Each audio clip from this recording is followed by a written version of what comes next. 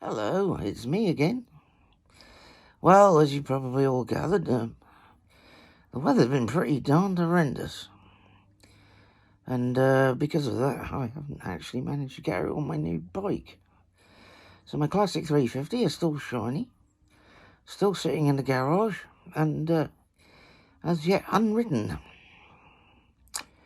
And it's pretty much the same with the Meteor, because the weather's been that bad that I can't even go out on my winter bike. But there you go. On top of that, of course, I've had my daughter and her other half and my grandson staying over, so it's been a bit crowded round here. Right now, as I speak, not a foot away from me, in the conservatory, where I am at the moment, there's a couple of clothes horses up with clothes drying, so I can't even do a model railway video at the moment either. Well, that's a bloody nuisance. Anyway, all that notwithstanding, I have been busy. I was having talks with Hitchcocks, as I often do this time of year. And I've just had a parcel arrive from Hitchcocks containing a stainless steel free flow exhaust for the Classic 350, the DNA filter and intake kit, and another Fuel X Lite, which means when Billy the Yeti gets over here and gives me a hand with the spanners, the Classic 350 will have the same stage 1 tune as the Meteor. Now, that's going to happen in the next week or so, weather permitting, and then hopefully I will get out on a ride. I hope, because this weather's been bloody dreadful.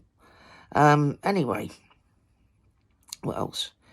Well, the other next thing I've got planned over the winter is one of the bikes is going to get the new Kent cam from Hitchcock's as well. Now, I saw Tiger-ness up in Scotland has just fitted one, and he was somewhat excited when he tested his with the new cam in. This intrigued me, of course. Obviously, I'm waiting to see how he gets on with that. Same as the rest of us. But what I did do is I spoke to Hitchcock's, and from what I can glean, basically once you've done the stage 1 tune with the Fuel X exhaust and intake kit, if you add the cam, you're pretty much putting out at the wheel, I think it was 20.4 horsepower at the wheel, and you're putting out the same sort of torque curve, for getting up hills or making a smart overtake, as you'd get with the old 500 Bullet. And I'd say that was a win. Obviously, it's going to take a few beer tokens to carry out these bits and pieces, but as I don't frequent pubs for beer, that's pretty much what my beer money goes on, is bits for the bike and of course my railway bits. So that's the plan, and when it comes to little upgrades and fettling like that, I do tend to get the jobs done, so watch this space on that, and many thanks to Tiger-ness for his how-to fitting videos. He's got a very good selection of videos on how to fit just about every custom part for the Classic 350. And he's just done a couple of excellent ones on the decat pipe and also the cam.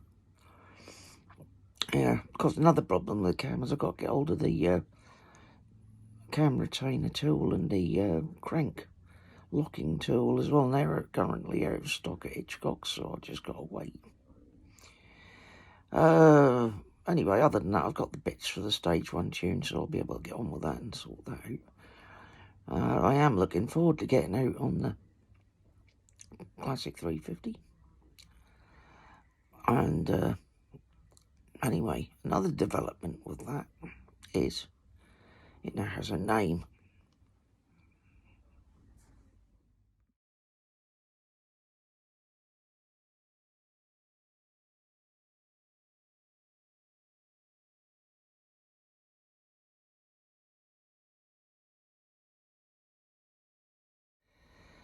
The classic 350 is now called Mustang.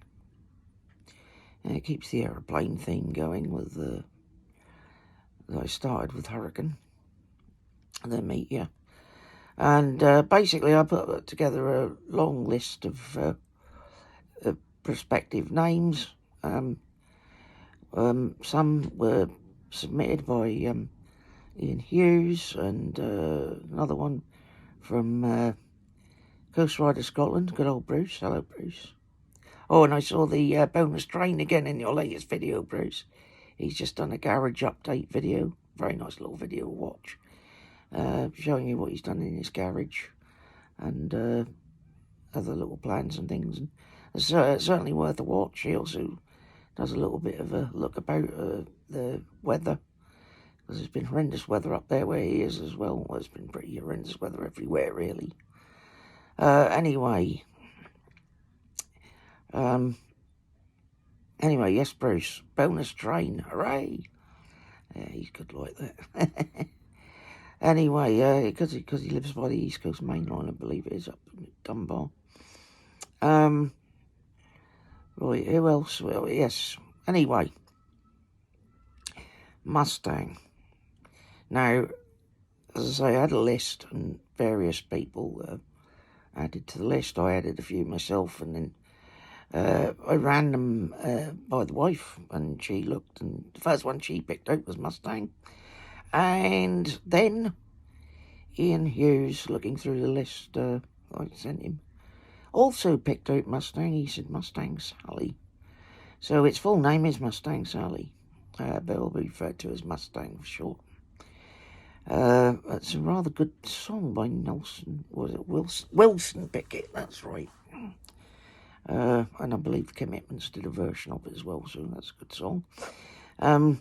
So anyway, Mustang it is. So thank you to everybody who gave suggestions for names.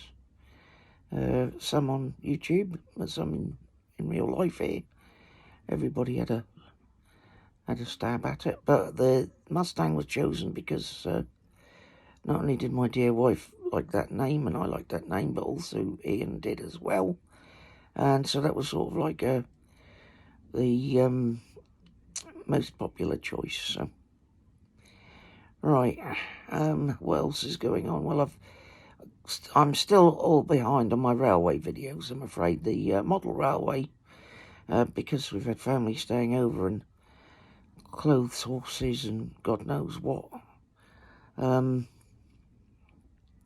means that I can't actually do any filming in here at the moment. Not for the model railway anyway. If I just turn, yeah, you can see my problem. I'd forgotten how busy it gets around here when I've got the children and grandchildren over. So, but there you go. That's life. I do like to see them. Obviously, we only get limited time during the year, so for this. So anyway, so that's that. But you may have glimpsed, maybe, from that shot just then, I've got a Bachmann Class 20. I've got two of them, in fact. I've got a BR blue one and a BR green one, which will be run as a consist at some point. That means joined together nose to nose and used to pull trains as a double-header, but for them that don't know about trains. And they've got sound chips and everything, but as I say, I am completely and utterly behind with my model railway stuff.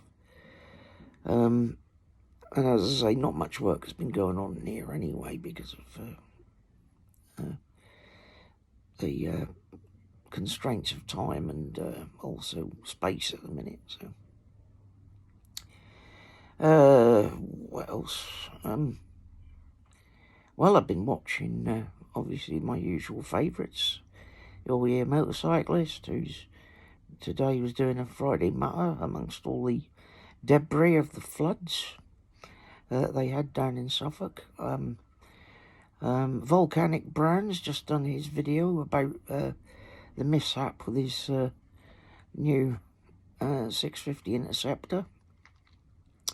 I have to go over and look at his channel and to get the full SP on that. I've just been watching Martin Trafford, Moorland Biker, and his wonderful trip round Andorra and Spain, which I always look forward to when he does one of those. Who else? Oh, that bloke on a motorbike. I was so very sorry to hear about Ivy going missing again. And I offered what help I could. Anyway, I would ask all of you to just check that video out, and everybody keep your eyes out and see if we spot Ivy. And hopefully there'll be some resolution to that soon.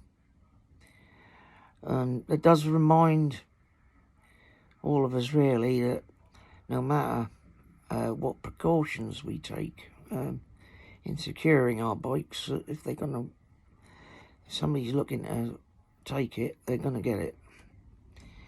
So, two things. First of all, obviously, take all the precautions you can. In my case, I've got locked garage that's off the road, and security devices, which I will not disclose, and all that sort of thing. I never show my security on camera either, so that's something else to remember. Also, fully comp insurance. Most of us are greybeards. Most of us, not all. But we can afford good insurance. So, if you're not fully comp, I suggest you get it. Once you're over the age of 40, fully comp insurance gets quite a bit cheaper. And it's definitely worth having. In my case, my 2 J-platform bikes cost me about £130 fully comp. That's both bikes. Obviously, I live in a slightly rural postcode, so I get it a little bit cheaper. Also, I'm an advanced rider, so I also get discount for that as well. Your mileage may vary, but it's always worth checking with your insurance company to see if you can get additional cover. Make sure you've covered everything, and and if you can do it, it's worth doing. It's just for peace of mind more than anything. Anyway, having said all that, I hope Dave gets Ivy back soon, and hopefully in reasonably good shape. But, unfortunately, there are people out there who've got absolutely no respect. No respect for people or property. And personally, I think the penalty should be a bit higher, but that's a political onion I'm not going to unpeel right now. Anyway, what else have I been watching? Stuart Fellingham with a how-to video on the rear rack for a classic 350 from Hitchcock's. So that's a useful video, another how-to. Where else have I been watching lately? Oh, well, obviously I've been watching Ian Hughes.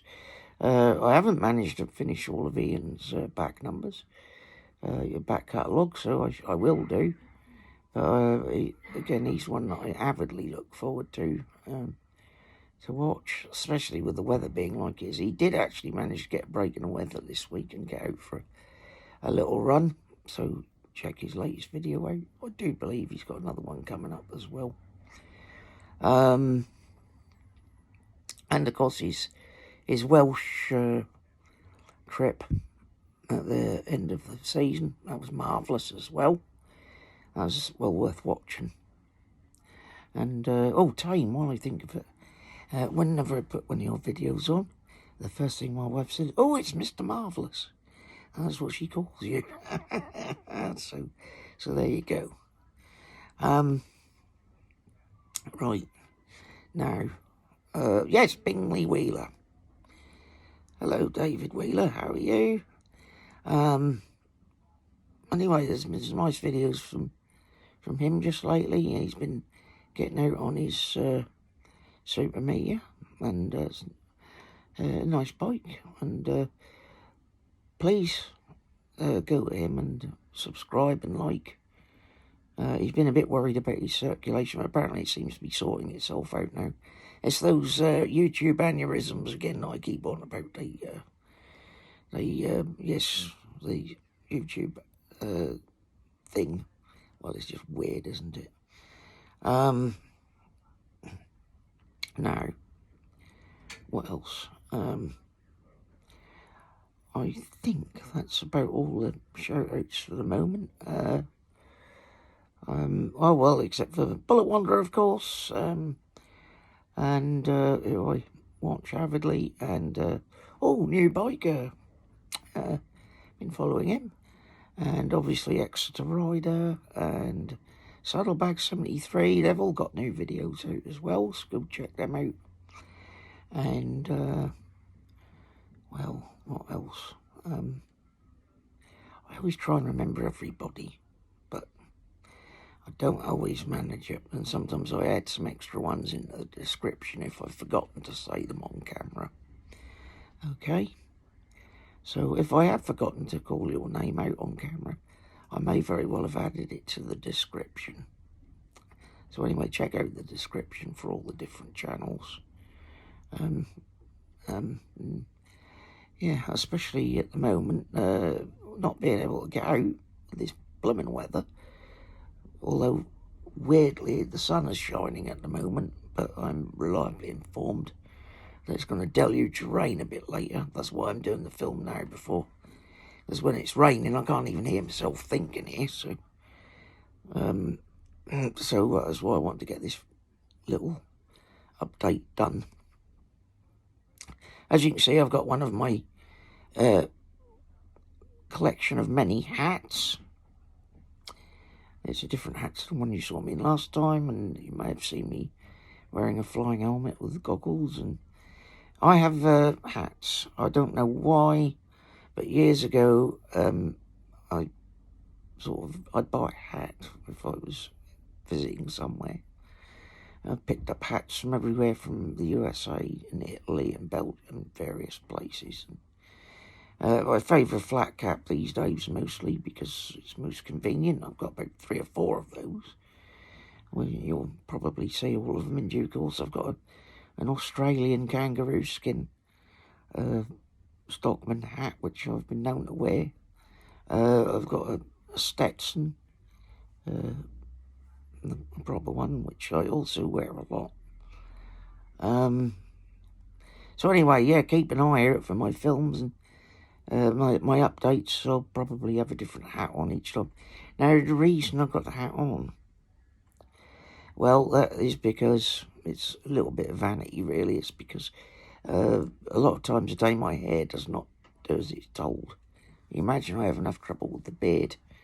But when my hair starts getting in on the act, the hair's all over the place. So, just for the sake of tidiness, I'll just stick the hat on when I do piece to camera most times. Sometimes my hair's tidy, but that's usually when I've just gotten back from the barber's, because I'm one of these odd people that doesn't bother too much.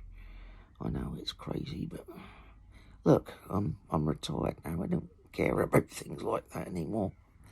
When I was still working, especially on the railway, I was always carefully trimmed. In fact, actually, most of the time I was on the railway, I was clean shaven, actually, thinking about it. But now, since retirement set in, so is the long beard, and, you get to a certain age and you think, oh, I can't be doing with all this. It's just as it is. Yeah. Trying to think what else now. You'll have to excuse me. This is sort of like the it's like when I do the mutter on the bike, which, as I say, that's because of the weather. That's why I'm not doing this on the bike.